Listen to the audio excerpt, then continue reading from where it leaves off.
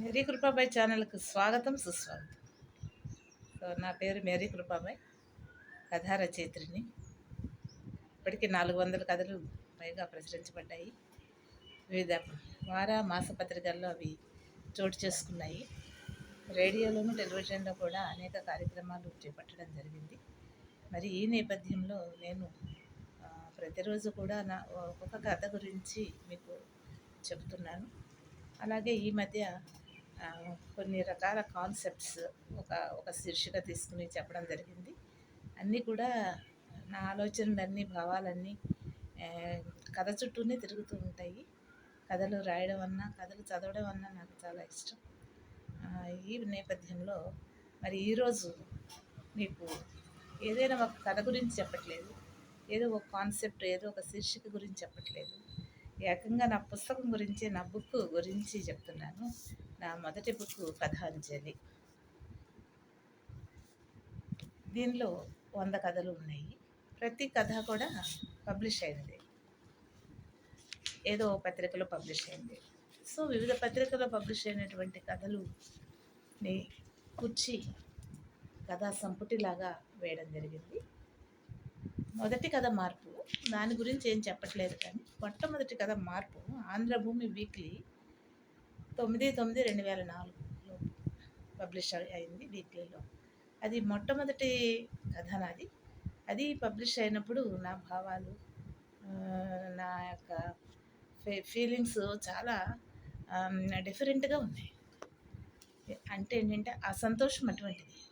మొట్టమొదటిసారిగా ఒక కథ పత్రికలో పబ్లిష్ అవ్వడం అనేది ఏ రచయిత్రికైనా చాలా ఒక పూర్వజన్మ సుకృతంగా భావిస్తూ ఉంటారు. అలాగే నేను భావించాను.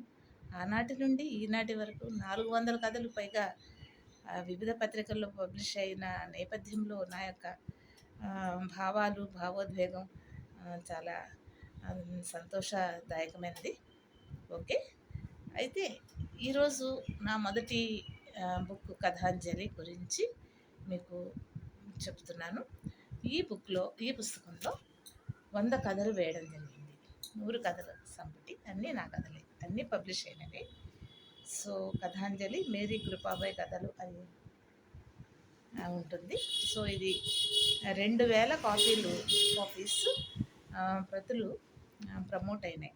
సుమారుగా 100 అలాగా, ఒక 100 కాపీస్ని డిగ్నిటరీస్కి వాళ్ళకి నేను ప్రజెంటేషన్ చేశాను. మిగిలిన బుక్స్ అన్నీ కూడా ఆల్మోస్ట్ 2000 బుక్స్ ప్రమోట్ చేయడం జరిగింది మార్కెట్లో. చాలా సంతోషపడుతున్నాను ఈ విషయంలో. సో ఈ పుస్తకానికి వెనక స్వాగతాంజలి అని నా యొక్క బయోడేటా అది పెట్టడం జరిగింది. మరి బుక్ విషయం చూస్తే కనుక రచనా పబ్లికేషన్స్ అనే పేరుతో పబ్లిష్ చేయడం జరిగింది. తర్వాత ఇంకా ఏంటంటే నాన్నగారికి అంకితం చేయడం కూడా జరిగింది.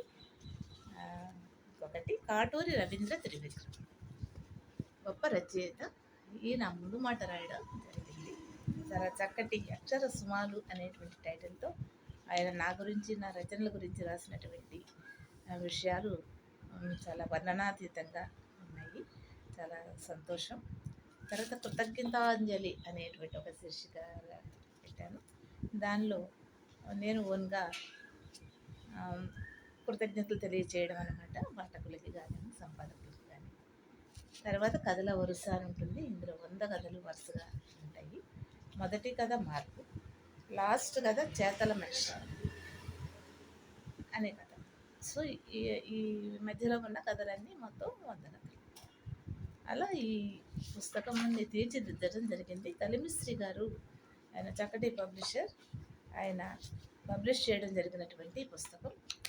ఈ బుక్ ప్రెస్లో ఉండగానే, పబ్లిష్ అవుతూ ఉండగానే, ప్రింట్ చేస్తూ ఉండగానే ఒక స్టూడెంట్, నాగార్జున యూనివర్సిటీ స్టూడెంట్ చూసి ఎంచుకుని పిహెచ్డికి తను ఇష్టపడి తీసుకుని తను పిహెచ్డి చేస్తున్నారు. ఒక స్టూడెంట్ ఆల్మోస్ట్ అయిపోవచ్చింది. అది కూడా నేను చాలా అదృష్టంగా భావిస్తున్నాను. మరి ఒక రచయిత మొదటి పుస్తకమే పిహెచ్డికి అర్హమైనదిగా ఎంచి వారు తీసుకున్నటువంటి తీరుకి నేను సర్వదా కృతజ్ఞతలు తెలియజేస్తున్నాను. తర్వాత ఇందులో చాలా అవార్డు కథలు కూడా ఉన్నాయి. అలాగా బుక్ గురించి చెప్పాలంటే ఎంతైనా చెప్పొచ్చు. కథలు ఎలా ఉంటాయి అనేది. కథలు ఒక్కొక్క కథ ఒక్కొక్క థీమ్‌తో ఉంటుంది. అయితే ఏ 2 కథలు కూడా ఒకే థీమ్‌ని సపోర్ట్ చేయవు. అలాగా ఒక్కొక్క కథ ఒక సామాజిక నేపథ్యం.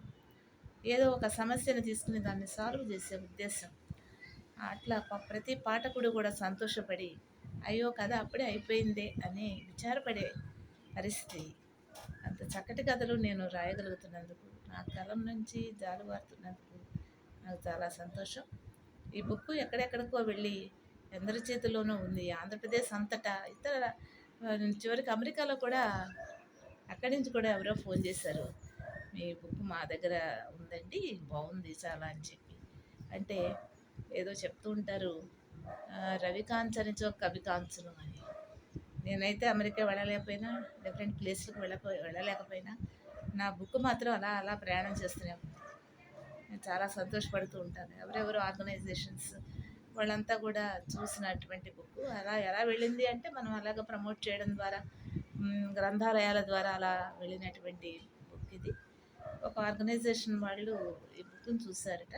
చూసి నాకు ఫోన్ చేశారు, మేడం మీ బుక్ చాలా బాగుంది, మేము మీకు సన్మానం చేయాలనుకుంటున్నామని చెప్పి వాళ్ళకి డేట్ ఇచ్చి నన్ను ఆహ్వానించి చక్కటి సన్మానం చేసి ఒక నగదు పారితోషికంగా ఇచ్చి నన్ను ఎంతగానో గౌరవించారు.